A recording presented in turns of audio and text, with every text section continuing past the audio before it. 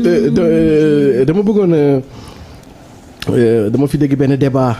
Et puis mi ngi sax ci réseaux sociaux yi xam nga dama bëggoon expliquer un peu quelle est la pédagogie dans la nomination de Mary Teuw Niane au poste de directeur de cabinet du président de la République. Parce que c'est naturel que en général bu la ay yu bari umpe nga am ci appréhension, c'est naturel. xam nga dans le schéma institutionnel. dafa am ñaari fonction yoo xam ni c'est la fonction de président de la République. Ça c'est une fonction éminemment politique. Politique. Voilà, président de la République c'est une fonction politique. D'ailleurs sax politique moo lay tax nga mën a nekk président de la République. Donc c'est une fonction éminemment politique. Il y a ce qu'on appelle le secrétaire général de la présidence. C'est une fonction éminemment technique. Et il est attendu même de son occupant d'en savoir sur ce qu'on appelle les sciences administratives. Léegi entre la fonction politique qui est le président de la République et la croix de transmission qui est le secrétaire général de la présidence qui est éminemment technique, il faut ñu am benn sëlëbe yoon bu ñuy daje. C'est la fonction de directeur de cabinet du président de la République. Et donc ci station bi architecture institutionnelle, le directeur de cabinet d'un président de la République day combiner les deux fonctions à la fois, une fonction politique et une fonction technique. Et c'est là où le choix de Mary Teuw Niane devient intéressant. maa ngi lay xamal ni Mary Teuw Niane ñi ngi ko xamee comme mathématicien. mais il est plus politique qu'il n'est mathématicien. mais ñu bëri duñ ko xam. Mary Teuw Niane waaw politique la gën a nekk que mathématicien bi ñu ko xamee ci moom xam nga lu tax. Mary Teuw Niane dans sa jeunesse, dans les années 70-80, il était encore étudiant en France. Mary Teuw Niane était dans la clandestinité. Mary Teuw Niane faisait partie de ce qu'on appelle les jeunesses de PIT. PIT, c'est le parti de l'indépendance et du travail. Donc Amath Dansokho nañ ko gën a xamee. léegi lan mooy particularité nga mën a am ci benn profil, parce que l'occupant de ce poste-là qui est directeur de cabinet d'un président de la République dafa war a dox ci ñaari tànk, benn tànk éminemment politique ak benn tànk éminemment technique. léegi lan moo tax Mary Teuw Niane son choix devient intéressant et important parce que moom dafa am ce qu'on appelle la formation politique, parce que moom c'est un homme politique de la gauche. Mary Teuw Niane def na clandestinité, c'est-à-dire que ba politique méttee Senghor nekk fi di jaay doole yi quand même ñoom ñoo doon ils étaient dans la clandestinité au niveau de PIT. léegi PIT les partis de gauche lan lañ lay indil, c'est-à-dire que da ngay am la formation politique solide et da ngay am ce qu'on appelle la culture politique solide. Mary Teuw Niane c'est vrai que sénégalais yi ci affaire jàngale nañ ko gën a xamee, mais il n'en demeure pas moins que de par sa formation politique il est très dense et de par sa culture politique il est très dense. Beneen critère bi tax muy ñëw mooy c'est à l'image du président. Ce qu'on appelle Mary Teuw Niane est un homme intègre. Et l'intégrité, disons l'éthique, est au cœur du processus de refondation de ce pays-là. Mary Teuw Niane a été presque ministre pendant 8 ans, 9 ans. Jamais un seul franc. musuñu ko toppee dërëm. te mu nekk ci ministère boo xam ne c'était un enjeu, l'enseignement supérieur. kenn musu ko toppee, benn rapport ne l'a jamais fait. C'est un homme d'une intégrité et d'une sobriété à l'image du président Diomaye.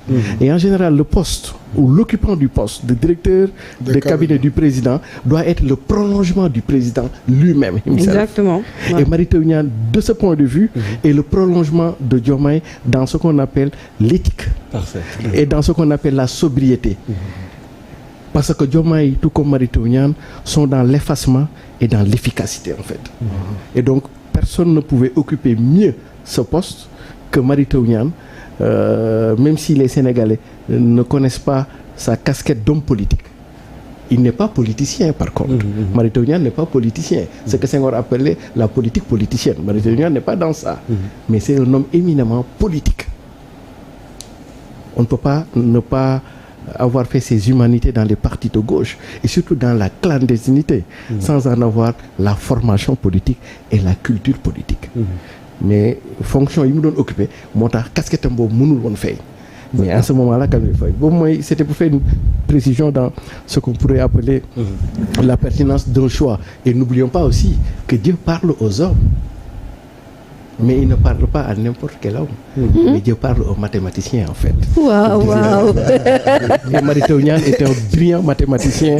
Depuis l'UGB. L'un des meilleurs en Afrique. Très bien. Ouais. D'ailleurs c'est l'une des plus grandes sommités de mathématiciens en Afrique. ba ji des mooy li soxna Mamy doon expliquer léegi effectivement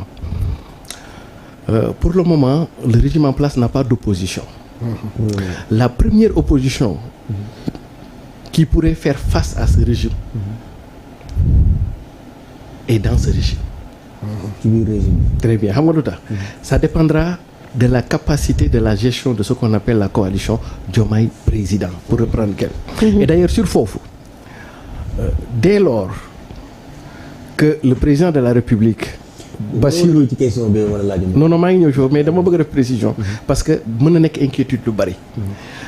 Dès lors que président Diomaye démissionné de son poste de secrétaire général du parti et la coalition c'est éminemment politique, il reviendra à Ousmane Sonko qui est le président de PASTEF de prendre en main et en charge la coalition Diomaye président pour en faire à l'image de la coalition Benno Bokk Yakaar le creuset d'idées, de propositions et d'orientation dans ce qui sera li ñu tuddee ni le mouvement révolutionnaire. Et donc foofu l'interlocuteur privilégié pour ne pas que les forces se dispersent.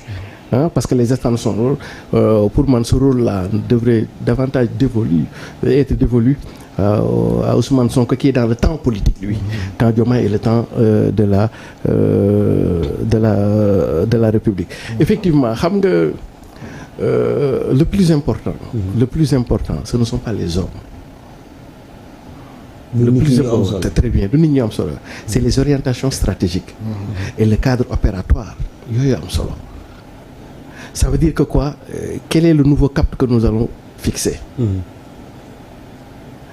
et de par les hommes ici ne seront importants que de par la capacité à traduire une orientation stratégique en un plan d'action. C'est ça qui est important au-delà des titres et des hommes, au-delà des fonctions, etc. C'est-à-dire que les capacités techniques, tactiques, managériales que les uns et les autres pourront avoir pour pouvoir chacun dans son domaine de secteur d'activité saisir l'orientation stratégique en termes de politique publique pour le traduire en actes concrets, en disons en activité, en programme, etc., etc.